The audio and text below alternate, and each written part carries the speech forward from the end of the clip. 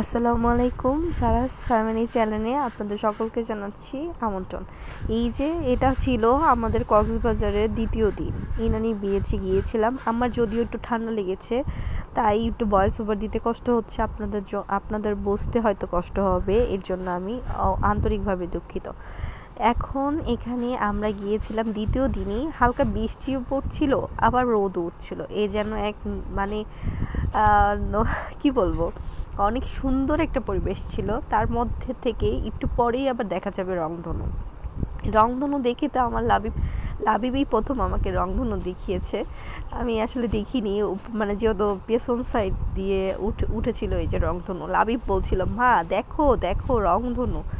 ও তো খুব ভীষণ খুশি হয়ে গেছিলো। একে তো বৃষ্টি পড়ছে, তার মধ্যে প্রচণ্ড রোদ, তার মধ্যেই আবার রংধনু। ও একদম মানে এই যে প্রাকৃতিক একটা দৃশ্য ও দেখে তো খুব বেশি মজা পেয়েছে। এখানে আমরা দুইজন মানে লুবাব ও দাদির কাছে ছিল, যেহেতু লুবাব ঘুমিয়ে পড়েছিল আর ওর দাদি তেমনভাবে হাঁটতে পারছে না, যে অল্পতেই হাঁটতে পারছে না যেহেতু বয়স্ক মানুষ।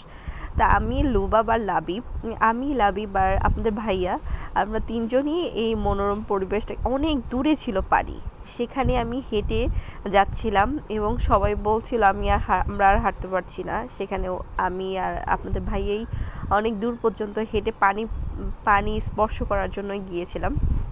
সেখানে যাচ্ছিলাম তো আমার কাছে না রোদ লাগছিল, গরম লাগছিল, যেটাই হচ্ছিল আমার কাছে মনে হচ্ছিল আমার যেন সেই টিনেজ বয়সটা হয়ে গিয়েছে, সেই আগের বয়সটা হয়ে গেছে। আসলে কার পাহাড় আর কার সমুদ্র ভালো লাগে আমাকে কিন্তু কমেন্টস করবেন। আমি আসলে সাগর ভালোবাসি না পাহাড় ভালোবাসি, এই প্রশ্নটা অনেক আগে আমাকে একজন করেছিল, কিন্তু আসলে উত্তরটা কি দিয়েছিলাম সেটা আমি জানি না। আচ্ছা, সেটা আমার এক বোন এবং ভাবি সেই করেছিল যে আসলে আখি তোমার পাহাড় ভালো লাগে নাকি সমুদ্র ভালো লাগে।